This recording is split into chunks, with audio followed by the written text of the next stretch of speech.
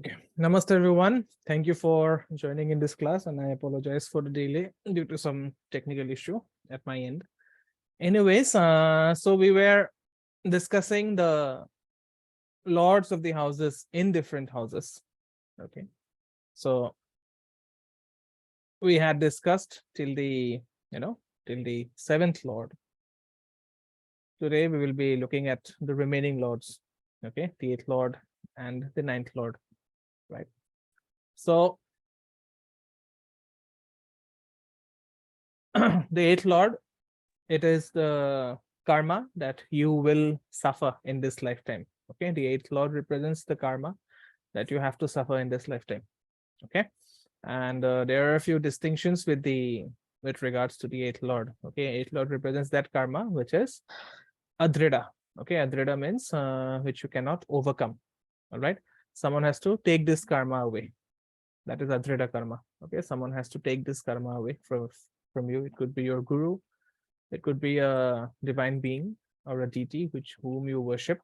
So you cannot overcome this karma by your own efforts. Okay, if karma is manifesting from the eighth house or due to the eighth lord, you cannot do any remedies. This is karma that cannot be remedied. It has to be either burnt or taken away. Okay, the eighth lord is the most malefic planet in the chart, and there are two exceptions to this. Okay, there are two exceptions to this. Just hold on, let me do it.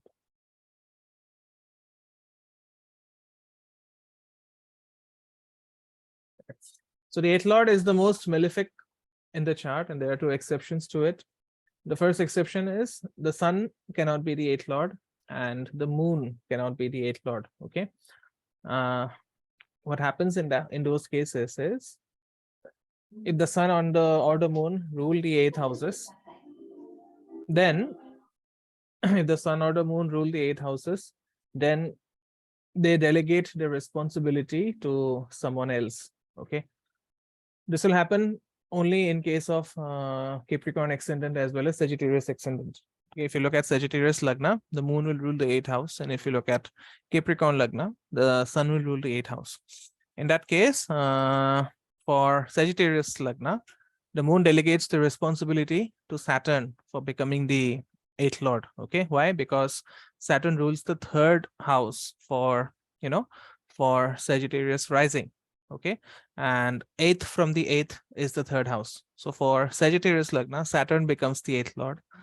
Similarly, for Capricorn Lagna, Jupiter rules the third house. So eighth from the eighth house is the third house. So the sun delegates the responsibility to Jupiter for acting as the eighth lord. Okay, so if you are judging a horoscope and the Lagna is that of Sagittarius or Capricorn, then don't consider the moon or the sun as the eighth lords. Okay, for Sagittarius, Saturn is the eighth lord, and for Capricorn, Jupiter becomes the eighth lord. Okay, so this is an exception, and this is a Gemini exception, but Parashara also mentions it. All right, so anyways, as I said, eighth lord represents the karma that you cannot overcome by yourself. It has to be either taken away by guru or burnt away by a guru or by a deity whom you worship. Okay, so the eighth lord will create problems wherever it goes. Okay, it stands for obstacles and deprivations. Okay, so the eighth lord, if it is placed in the first house, then the most common occurrence is that you will find it very difficult to wake up in the morning. Okay, anyone having the eighth lord in the first house? Okay, the first house is the exaltation place for the sun. The first house, the karaka for the first house is the sun. Okay, so the karaka for the eighth house is Saturn. So if the eighth lord goes into the first house, you'll find it very difficult to to wake up, because Lagna or the first house represents the rising sign at the time of your birth. You'll also be suffering from some kind of physical ailment or physical injuries. Okay, if it is a planet like Mars. If the eighth lord goes into the second house, then you can make money through inheritance. Okay, but it's also very easy to lose money if the eighth lord goes into the second house. Okay, again, it represents wealth that is short-lived. Okay, that means you may it is something that happens when you win a lottery. If a very poor person wins a lottery, he or she loses the money very easily because they don't have any idea as to where to spend the money or how to spend the money. Okay, so eighth lord is in the second house is similar to winning a lottery, but the amount does not last for long because you spend it unwisely. Okay, eighth lord in the third house, so this can bring you problems from your from your younger siblings, and it can give you problems while traveling. Okay, eighth lord in the fourth house, this is damaging for the mother. Okay, sometimes if the fourth house is if even the fourth lord is afflicted, then you may never have your property in your entire life. Okay, it can also bring problems due to opposition from the father. Okay, eighth lord in the fifth house, this can give problems to female regarding progeny. Okay, it can also lead to birth of deformed children.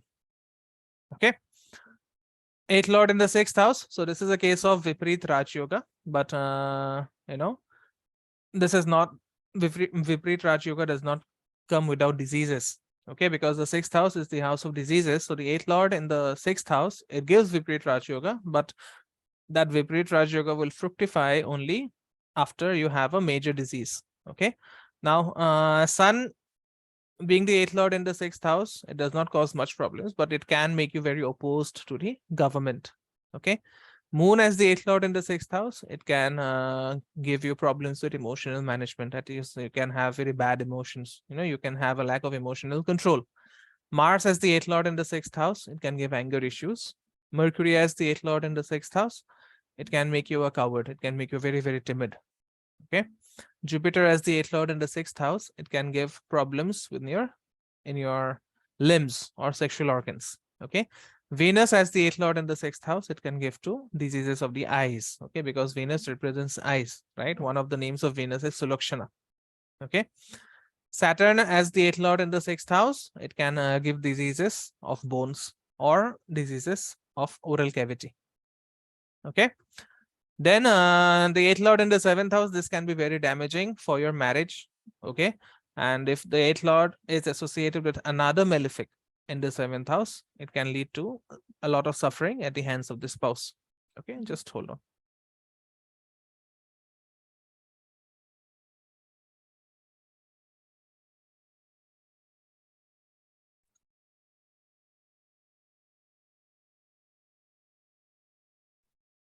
Okay, so as I said, if another malefic joins this eighth lord in the seventh house, it can lead to suffering at the hands of the spouse. Okay, eighth lord in the eighth house, this is actually good in a way because it leads to it leads to a long life. It gives to an ability to overcome any kind of disease. Okay, it is also good for inheritance. But then, if the eighth lord is placed in the eighth house should not be afflicted because then it affects the longevity.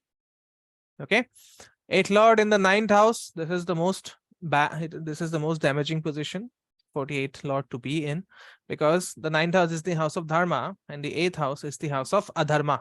Okay, that means loss of dharma. So it can make you an atheist. It can make you indulge in adultery. It can make you, you know, it can make you kill your elders in the name of property. It can make you plot the death of elders or father figures or even gurus in the name of property. Okay, I know a person in the who is having this eighth lord in the ninth house, and he once plotted the murder of his mentor because he wanted he wanted to inherit everything that his mentor had. All right, so that is not good. Okay, eighth lord in the sixth house, this is a case of Viparit Raj Yoga. Okay, but the Viparit Raj Yoga, the Viparit Raj Yoga is the Viparit Raj Yoga will fructify only when you have a disease. Okay, that is what I said, right? Then eighth lord in the 10th house, so this can give you a career in the insurance sector. It can give you a career in the in metallurgy. Okay, or It can make you deal with petroleum and other chemicals that are found inside the earth. Okay.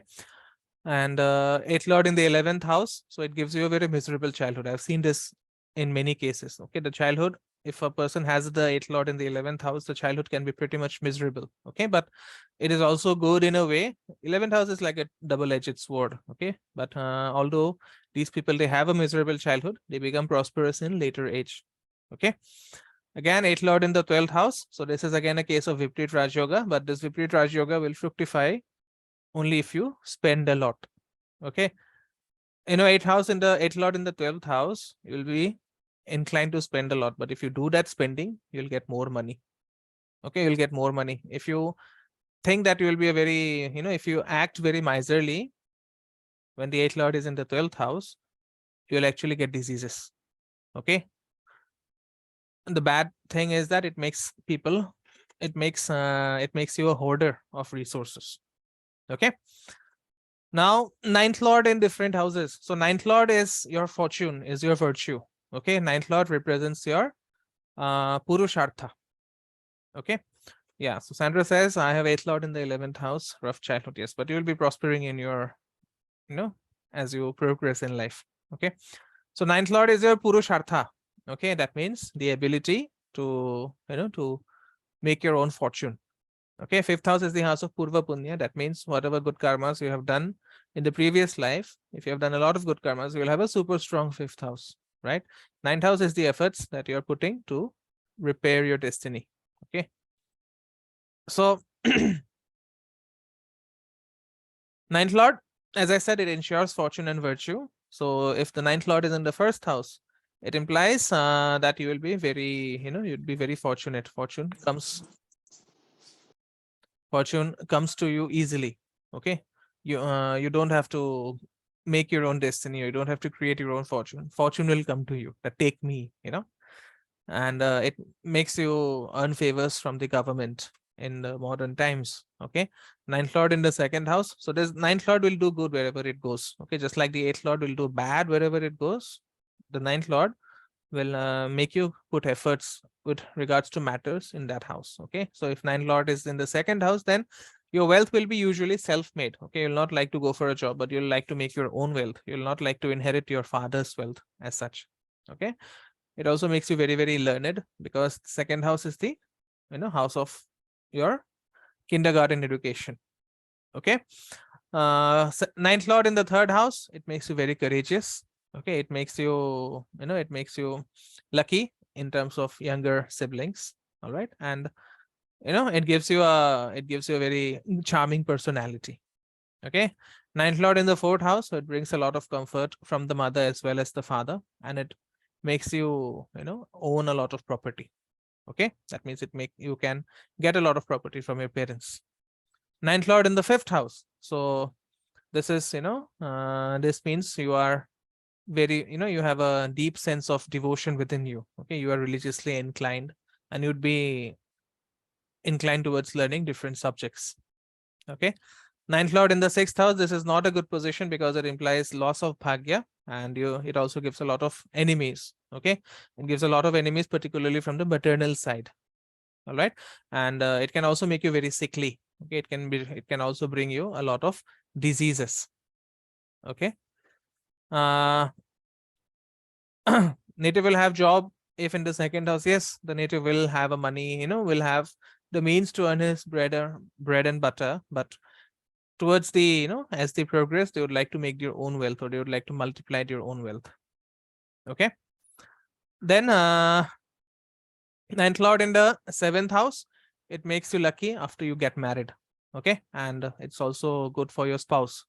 Okay, so if you really want to progress after marriage, marry someone who has ninth lord in the seventh house. Okay, you will progress a lot. Then ninth lord in the eighth house, so this is bad because eighth house is the house of adharma, right? So it can transform you into a killer. And you look at the charts of most serial killers, they will have this ninth lord in the eighth house. Okay, and it can also make you use religion to to spread hatred. Modern day politicians, let's say. All right, ninth lord in the ninth house, so again very fortunate. It makes you very virtuous as well. Ninth lord in the ninth house, these people are very firm with their word. Okay, there's this theory in India, pran jaye par vachan na jaye. So these are the sort of people who will do anything, they will go to any length to keep their word. Okay, it's like, it's like polishing the ego. That attitude is like polishing the ego, but in a good sense, it can be very, it can be very desirable. Okay, someone who keeps his or her word. All right. Then ninth lord in the 10th house. So this is good for profession. It can also bring a lot of comforts from the father as well as from the government. Okay, it also makes one very devoted to parents. Okay, ninth lord in the 11th house. So there are some people who work and work, but they don't make enough. Ninth lord in the 11th house, you can work very little, but you will make very big money with whatever you do. Okay, for example, brokers, they do very little work, isn't it? They just coordinate the activities between two people and they earn a big commission. They can earn a big commission. Okay, so ninth lord in the 11th house, it represents easy money without much work. Okay, then ninth lord in the 12th house. So again, this is a loss of bhagya, because ninth lord is the lord of bhagya.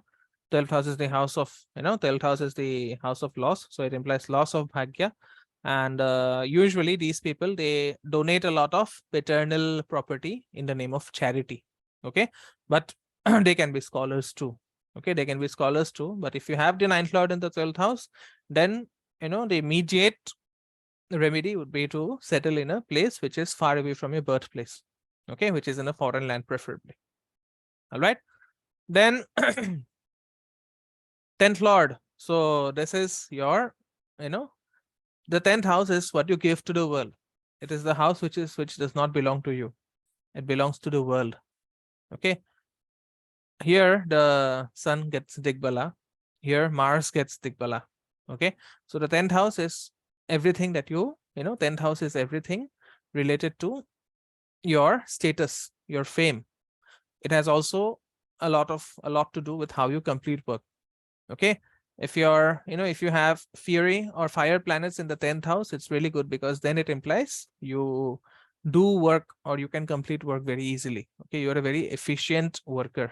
All right, if you have watery planets like Moon and Venus in the 10th house, it means you find it very difficult to complete work. Okay, 10th house is not the house of profession or karma, as as propagated in modern day YouTube astrology. Your profession or karma is determined by the Karana lord. Okay, we'll come to Karana when we discuss Panchanga. But 10th lord in the 10th lord represents how good you are at finishing work. 10th lord represents your status. 10th lord represents fame. Okay, so any questions still here before we discuss the 10th lord?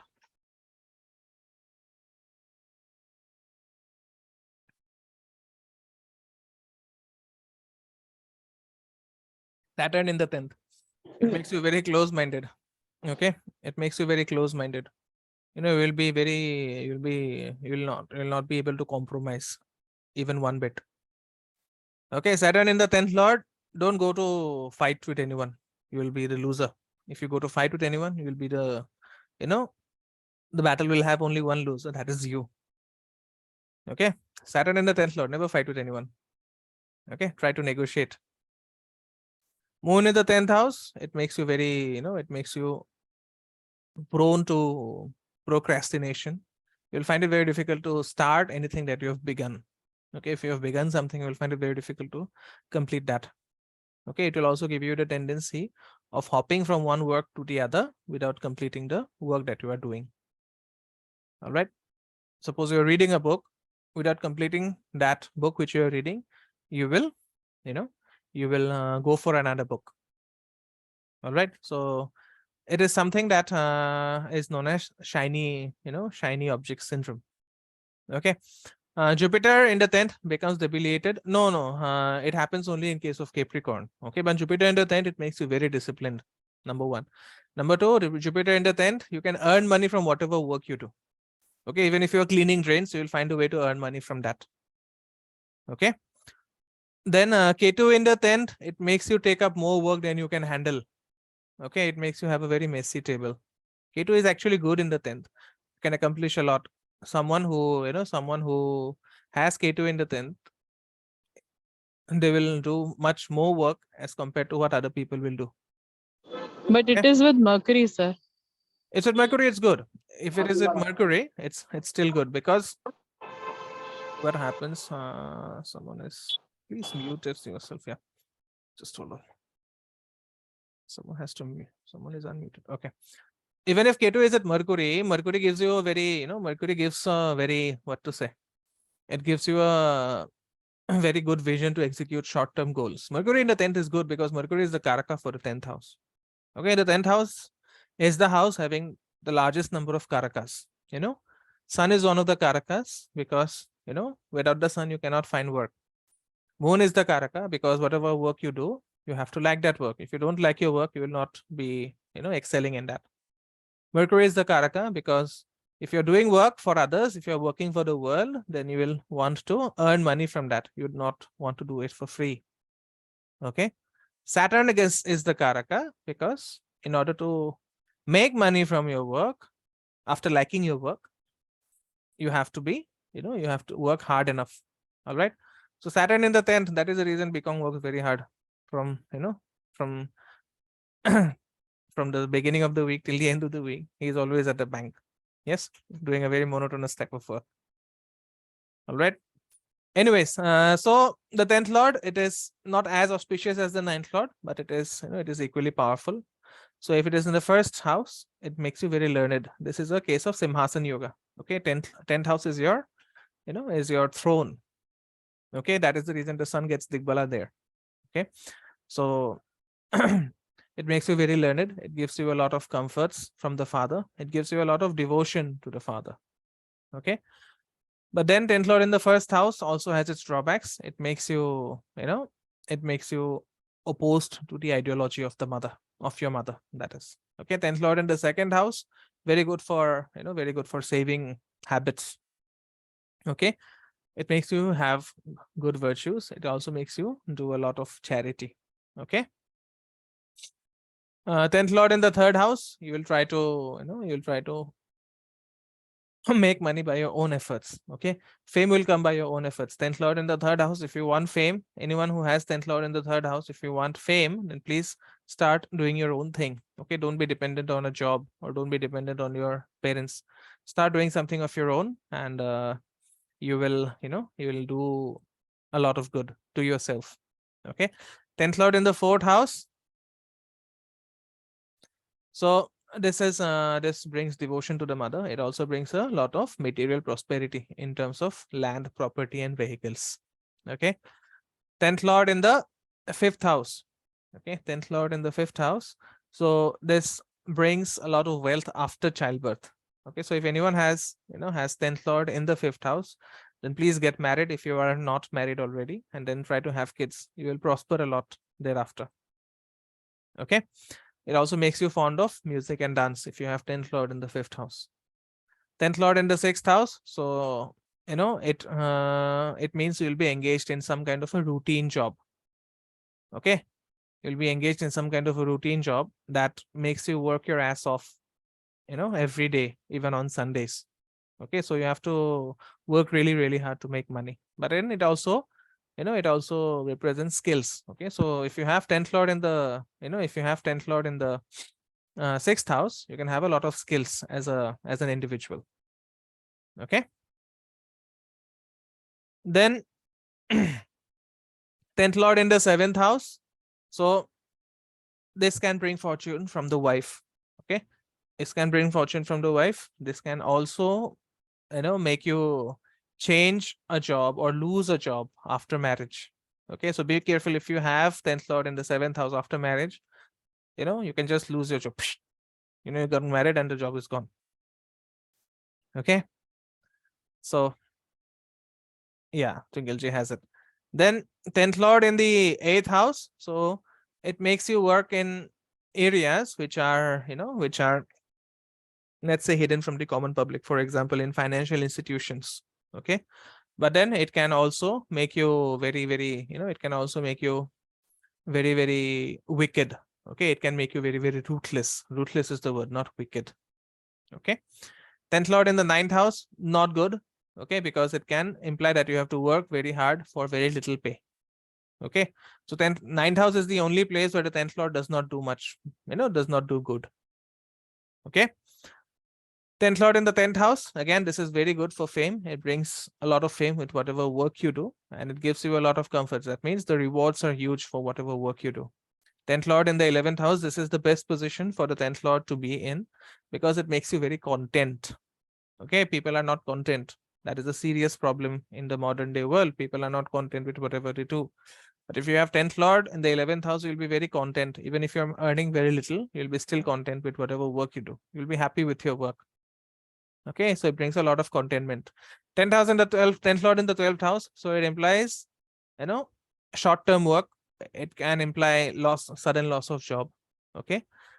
It can make you go to a foreign land in search for work. Okay. And the remedy, if you have 10th lord, see, Parashara says that the 10th lord in the 12th house is a combination for penury. Okay, it's a combination for daridrata, right?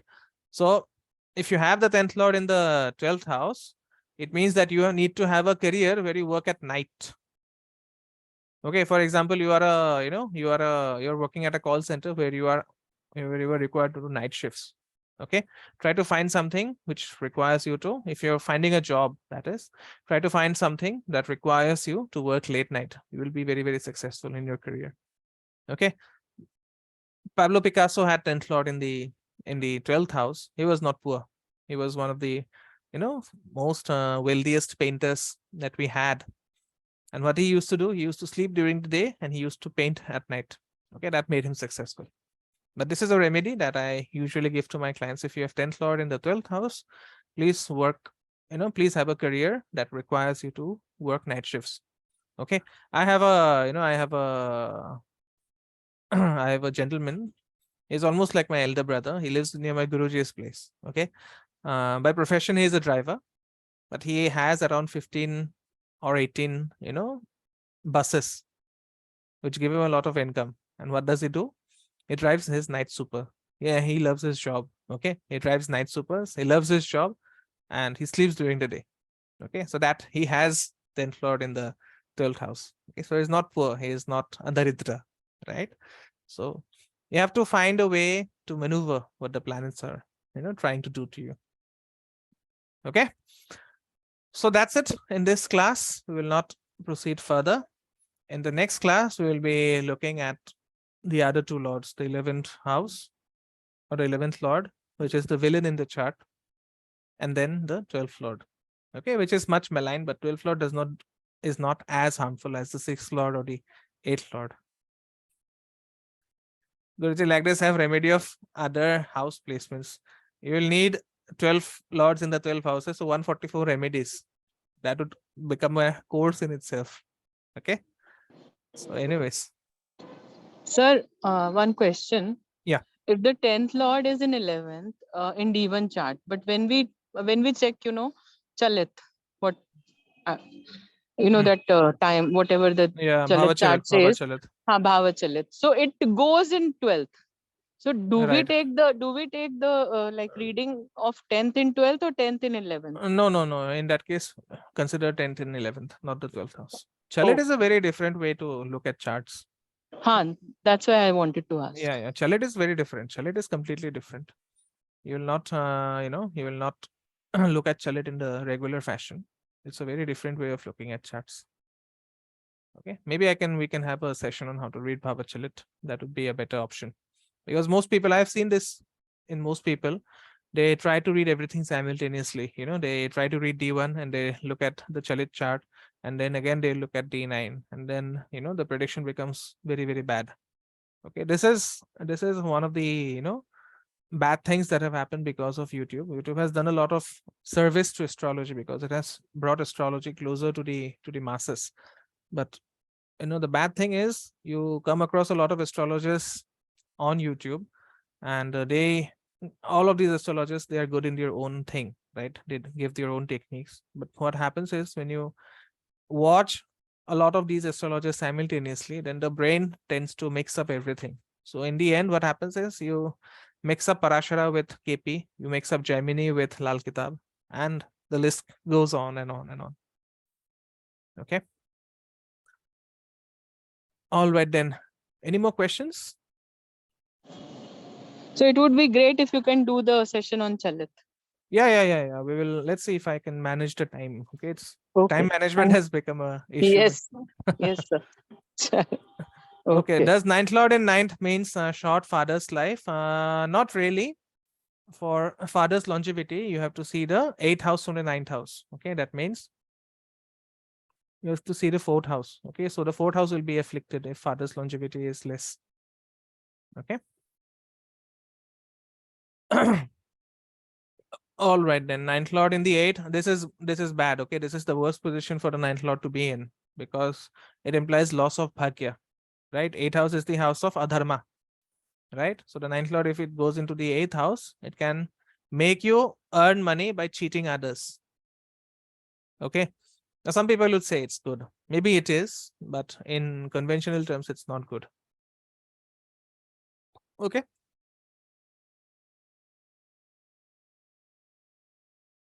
What if one planet is lord of one good and one bad house? Okay, this is a good question.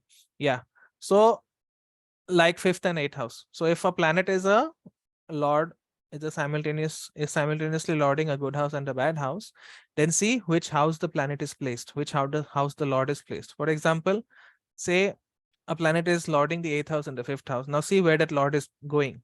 So if the lord is going to a even house, okay.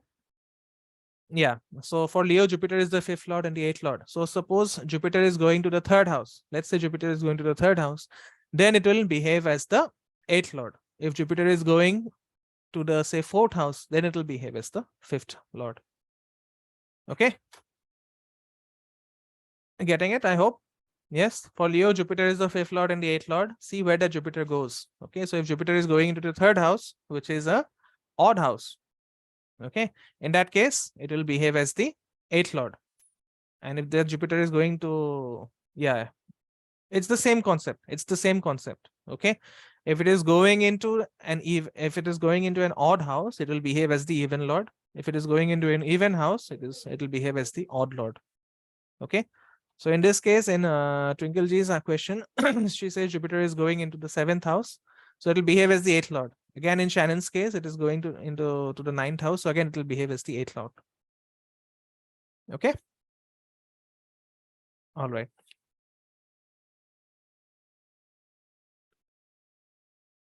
Okay, I don't think we have questions then. Okay, Saturn will act as the 8th lord if it is 8th and 9th lord. No, you have to see where Saturn is going. Okay, where you have to see where Saturn is going. If Saturn is, yeah, in that case, it will behave as the 9th lord.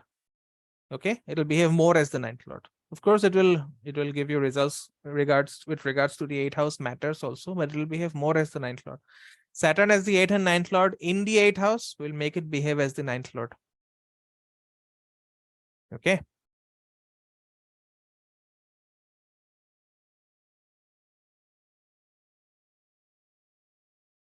Okay then. All right. So thank you everyone for joining. Let's see if we can have a session on Bhava Chalit and how to read Bhava Chalit. That would be great for most of you, I suppose. I'll see you in the class on Shri Suktam. Okay. Thank you. Om Guru Namaha. Thank you. Yeah, my pleasure.